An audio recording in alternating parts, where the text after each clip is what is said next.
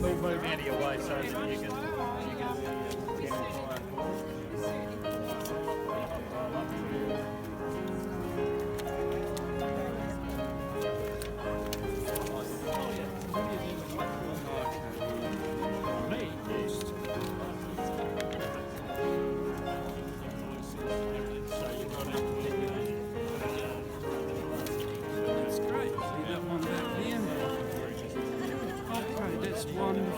over there, yeah, that's great. Over there, there's a signboard, and the guy standing there in the green jacket. So by the signboard, your name is written on there. So if you go and see him with this voucher, he'll give you some boarding passes. And then if you come back at 10:15, we'll load the coaches up then and depart by 10:30. Thank you. Have a good day, Ella.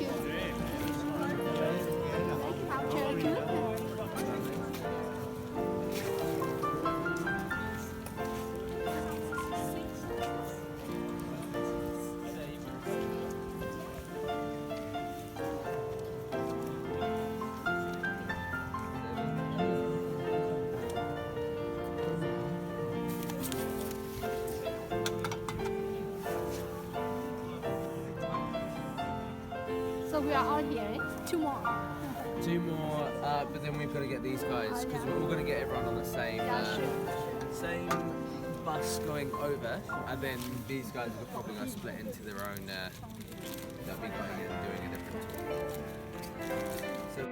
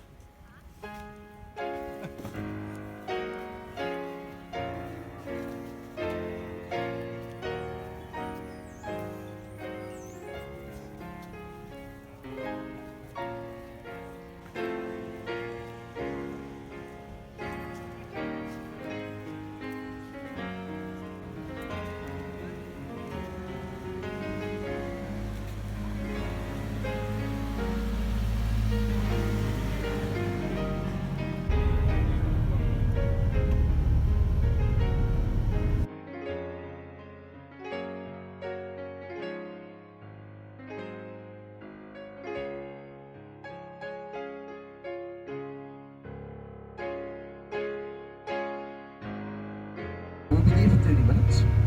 Stretch your legs, go to the loo, take some photos. What has changed? Really still farming the same kind of animals here on the peninsula, just in different amounts. The lake is fed by two major rivers, but the majority of the water coming into this lake is fed subterranean. And as we come around the edge of the lake, we actually come onto the Canterbury Plains, which is where Christchurch is located, really, on the Canterbury Plains. And the plains are the largest, flattest area of New Zealand. They extend for about 100 miles, 150. Myself was a little bit worried we were going to miss out on this lake. And so a pass was discovered to link the east and west coast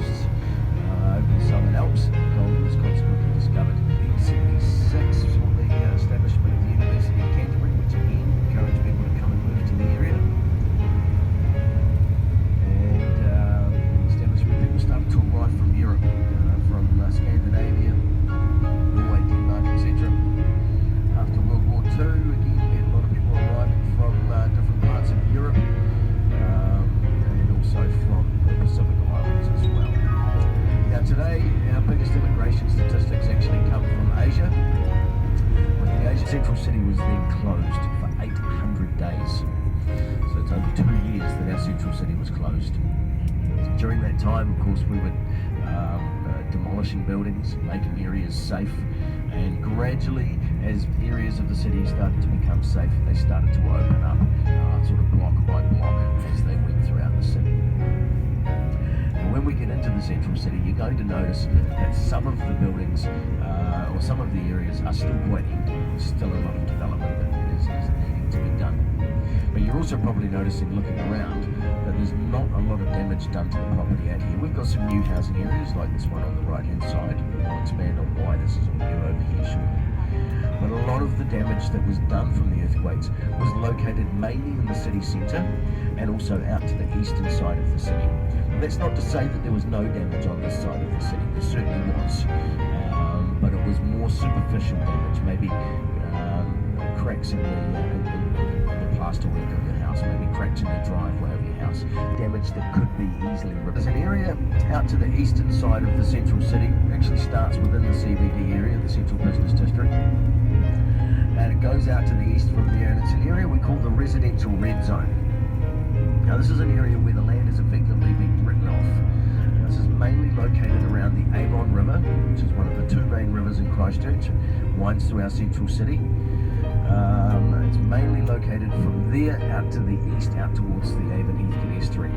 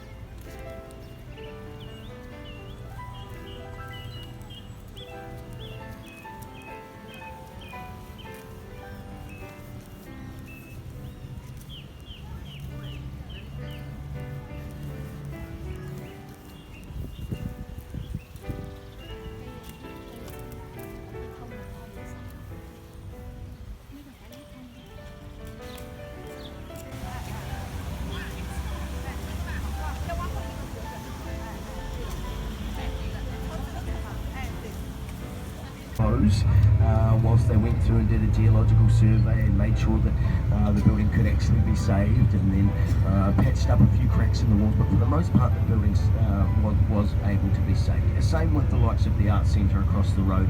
All of the little houses around here, the lovely old wooden villas, etc., were also able to be saved because the wooden buildings survived the shaking a lot better than the brick buildings. Yeah. Now you'll see on here on the left-hand side, this is one of our central green spaces, Cramner Square. This is the memorial for Armistice Day, of course, which was just passed on the 11th of November. There's 4,632 crosses and 1 Star of David. The red poppies as well, they're representing all the men that lost their lives from Christchurch. Incidentally, 2% of our population was killed in that war, and 10% of our population served in that war. In that corner, come on sunshine. Jesus, mate, all the time in the world, eh?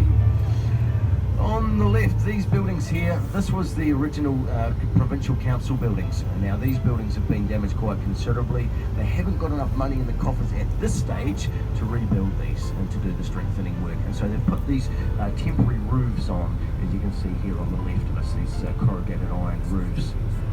Because there's a lot of buildings that need to be repaired. Of course, these buildings are owned by the city council, and so there's only a certain amount of work that can be behind it for lunch. So you'll be easily able to go around and have a look at the building and take some photos of the church. These are earthquake-proof, exactly. Exactly. The glass, well, I mean, the glass could be shattered, but you can replace glass reasonably easy than you can a whole new foundation of a building. Yeah, yeah. Across the left there, I'm sorry, I've missed the opportunity to talk about it there. That's okay. Sorry, if you can hold your questions till the end on this one, because there is a lot to talk about in a short time. Yeah. So, yeah, down the bridge there, you see the front of the cathedral. So that's Worcester Boulevard that goes through there. You see the tram track goes through there as well. You see a tram that goes around the central city on a central city loop. A bit of a tourist attraction for us. Now I touched briefly on the creation of precincts around the city as we were coming into town before. And one of those, so that's just on the other side of the river. Must be an end of year Christmas party on in town at the moment.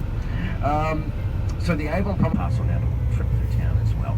But we can see the terrace precinct just through here on the left. This is the hospitality precinct. Now that doesn't mean that all hospitality has to be here.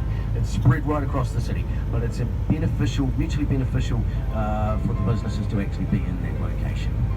Now our main war memorial is not Cranmer Square where the crosses were. The main war memorial is a bridge of remembrance here on the left with the big arc. Now this was significantly damaged in the quakes, and they spent 4 years fixing the bridge of remembrance.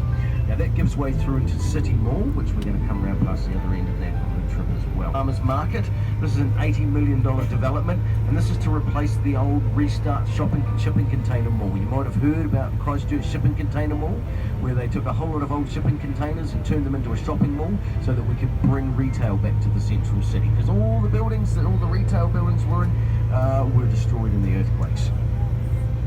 For everybody to be so close to each other. Now, one of the things that came out of consultation after the earthquakes about the redesign of our city is that the people of Christchurch wanted the city to be more accessible for cyclists and pedestrians.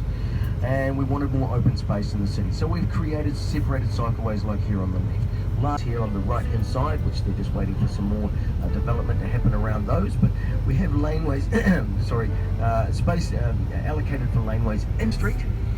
And on the left now is probably the first of the major anchor projects to bring people back to the city to be established, and this was our central bus interchange, because all our public transport by bus in Christchurch, they all come into this interchange here. That was finished. Now we can see some of these buildings here on the left which have still got work to be done. They would erect these piles of, these stacks of containers just to, and they build a new complex behind it. And so we can see this area coming up. You see the Walker Davies Cereals building coming up on the right hand side here. This is a whole new complex complete with central courtyard and laneways that go inside behind the building, and then that comes through to the McKenzie. The road that goes diagonally through here is called High Street. The part on the right is the only street to remain closed in central Christchurch at the moment, and they're saving the buildings down there, and they're going to extend the tram tracks down there as well. Now draw your eyes up to the left. You'll see a game of Space Invaders on the side of the building there. Yeah, draw your eyes to the right, you'll see that guy holding onto the red ball there. That's the giant joystick that controls the game of Space Invaders on the side of the building. And that was an art blocks from the main street. These buildings will be demolished to make way for that stadium. It will be a covered roof stadium, so it will actually be multi-purpose, not only for rugby, but also for concerts and conferences and indoor memorial site. This is the memorial to the CTV building, where 115 of those 185 people lost their life when that building collapsed. Now we can see the first buildings to be completed of the One Central Housing Development, these brown buildings over here on the left at a 11 o'clock direction, 10, 11 o'clock.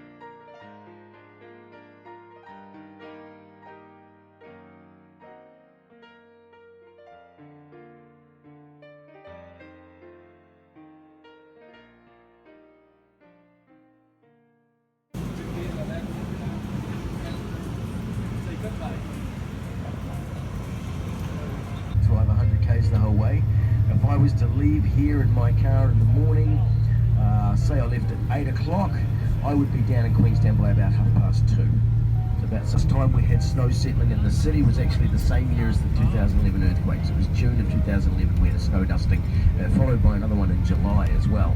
So as you can imagine, people were still getting on top of what was happening after the earthquakes. They were still having earthquakes.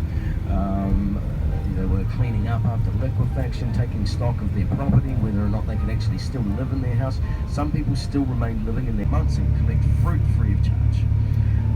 That's one of the plans, to expand in that area as well, because they're not going to just leave the land vacant forever. They are planning on planting some more fruit trees, so having a public orchard that is free to use. I don't know what's going on here. We've got a road closure. The big one is still to come. Even though we had this one here that was the biggest was 7.1 and the 20,000 aftershocks following that, we've even had a bigger one since. We had a massive earthquake at Kaikoura, just up the coastline from here, about 3 hours drive up the coastline, in November of 2016, and that was a 7.8 magnitude quake. Now just to give you a little idea of how that works, a 7.2 is 10 out there. This is the third cruise ship in a row, so I might repeat a couple of things.